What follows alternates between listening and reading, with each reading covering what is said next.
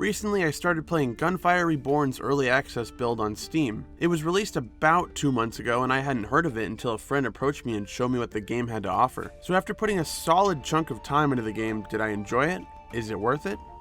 Well, let's find out. It's a first-person shooter that utilizes roguelite and RPG elements. Each stage is procedurally generated and has several different layouts of the rooms you'll be playing. The game itself, though, feels like 15 different games in one. It draws on that roguelike sense of mystery, similar to something like Binding of Isaac or Rogue Legacy, where you don't know the scrolls or upgrades you're gonna get. The movement feels clean and it plays like a combination of games like Borderlands or Monster Hunter with its own flair. The art style and bosses make that even more apparent. Every run through a level you gather soul essence, and depending on the amount of enemies you fight and things you accomplish, the more soul essence you have. After you die or complete the game, you're free to upgrade your talents as you see fit with your remaining soul essence. Now this I especially like about the game, as I love the feeling of getting stronger outside of just getting a better weapon or scroll during a run. Me and my friends had some serious trouble with the first boss, but after a couple runs we got to upgrade things like our health, shield, skills, and we were set to go. As well as unlocking more abilities with your talents as time goes on, you also unlock more scrolls and weapons. There are some seriously cool and busted scrolls to unlock, but where the real money is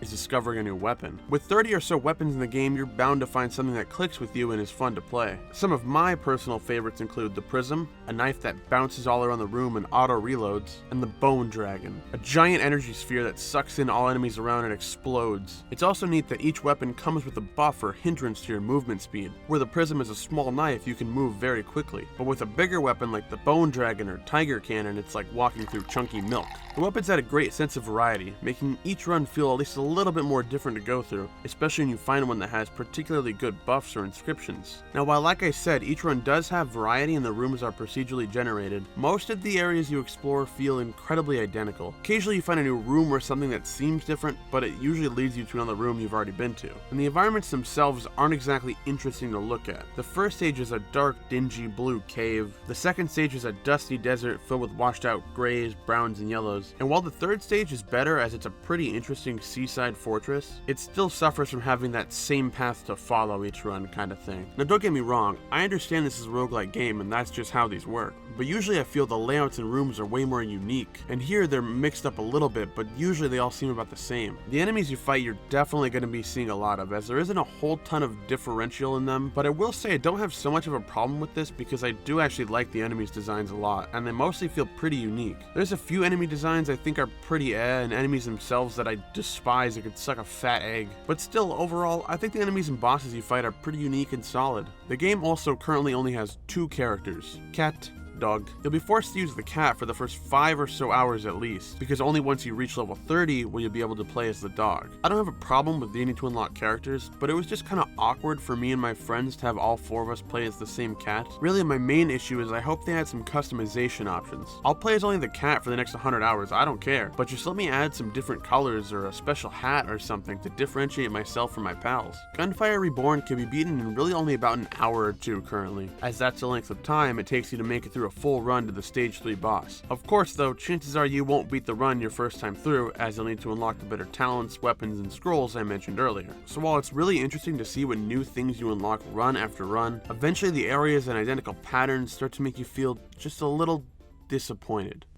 But when you get that run, when the stars are aligning, your scrolls are playing off each other, your goblet buffs are broken, and you're blitzing through hordes of enemies, you find it's all worth it. And like any good roguelike, that's the appeal of the game. It has its faults for sure, but I have to cut it some slack. 1, because it's early access, meaning the game could drastically change any day now. And 2, because goddamn is it just a ton of fun. Even while I'm wanting better and more interesting environments to look at and explore, I'm still having a ton of fun running around as a cat, killing ninjas, crabs, and roadhog sharks. Playing multiplayer with my friends is some of the most fun I've personally had this summer. Especially as you grow in level, the game develops this balance where the first level is pretty chill to just hang out with the buds and kill a bunch of enemies. Once you get deeper into the second stage and especially the third stage, you've really got to play your A game. Otherwise you're gonna get caught and find yourself debating whether you should spend 100 essence to revive or not. I haven't personally tried the single player yet either, so that's a huge factor in my opinion and experience of the game. I don't think I would have enjoyed it as much in single player, and without the help of my friends to revive me, I don't even know if I could have beaten the first boss. Gunfire Reborn does a lot with what it's given, especially at its current price point of around $10.